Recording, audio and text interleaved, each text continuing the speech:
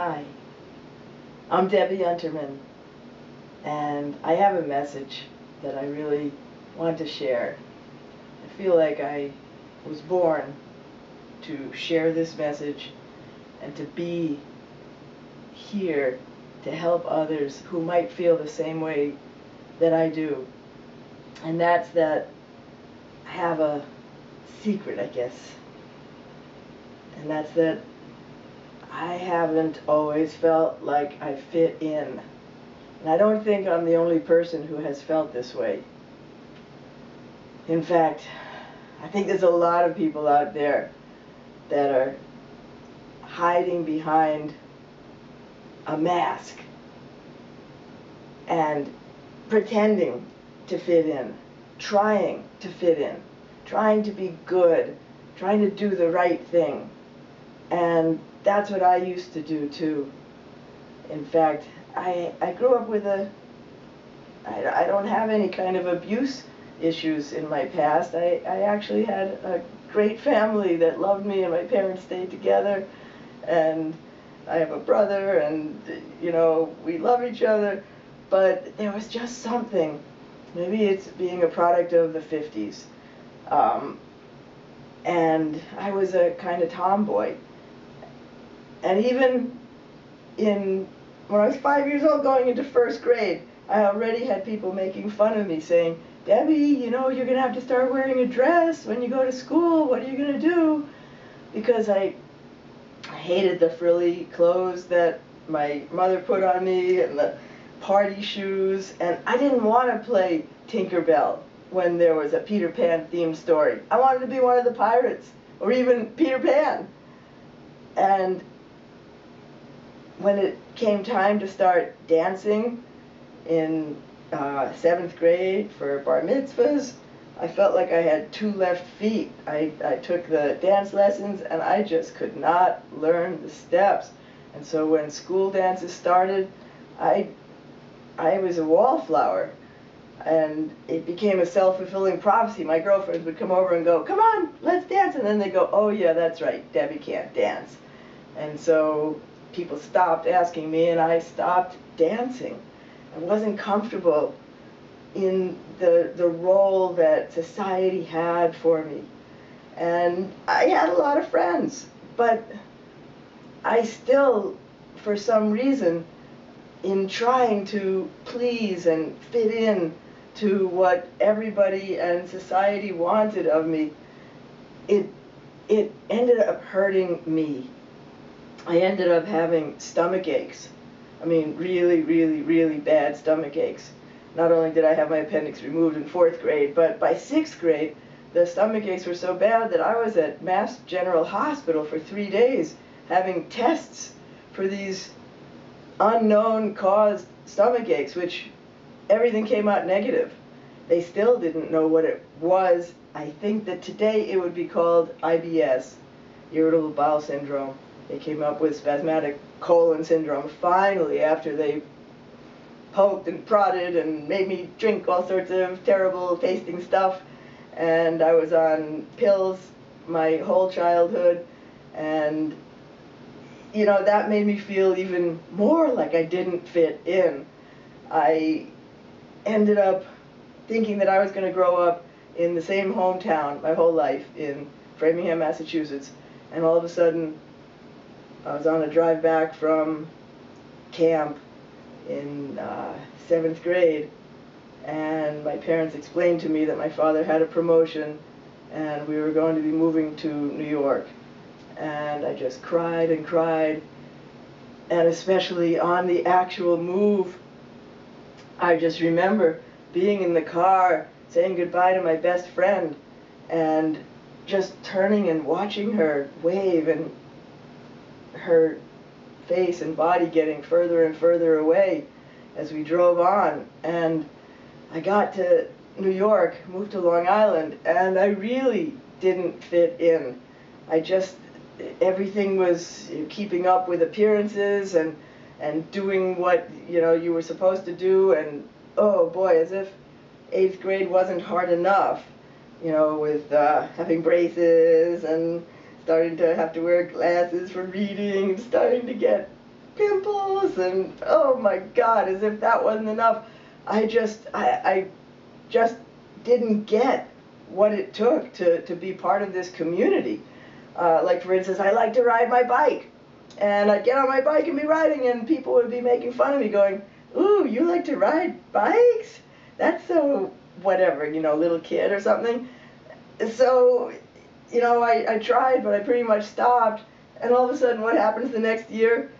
10 speeds come out, and where the bike rack was like this big, you know, in school, all of a sudden it was filled up. They had to have about 10 bike racks. Everybody was riding bicycles. Well, what happened? How come all of a sudden now it's cool?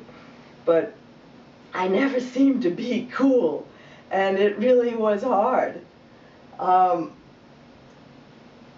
When I grew up, I didn't really know what I was going to do, what I wanted to do when I grew up.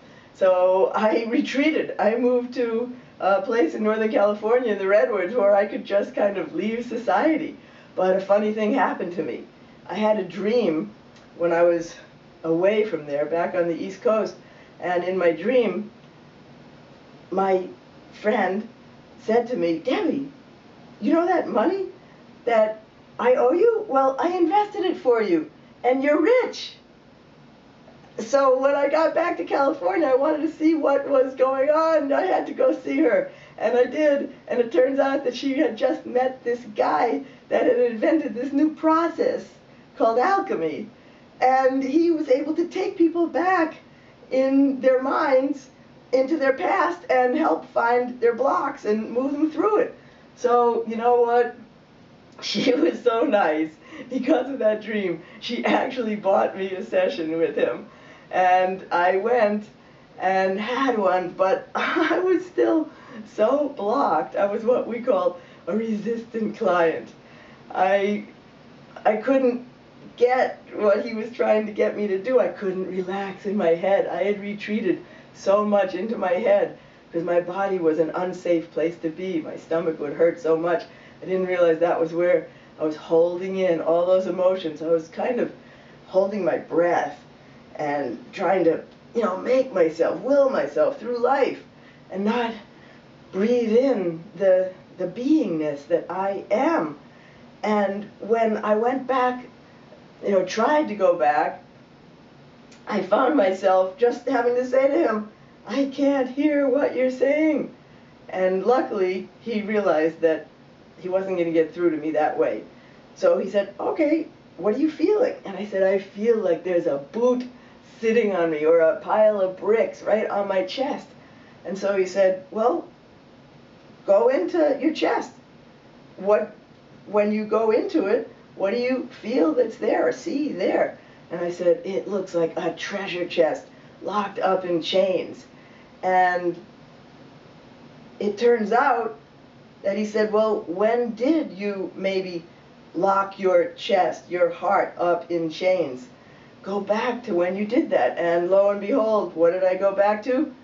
My best friend saying goodbye to me, driving away from my childhood home.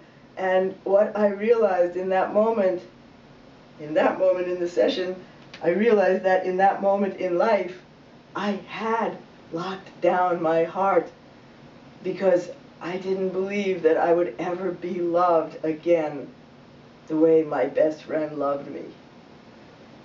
And it was a revelation, but I needed more than just a revelation, and this process gave me more than that.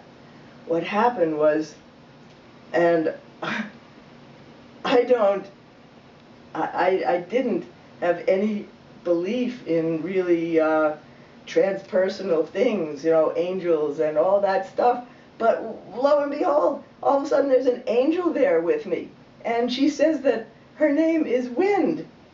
And she's here to be with me and to love me.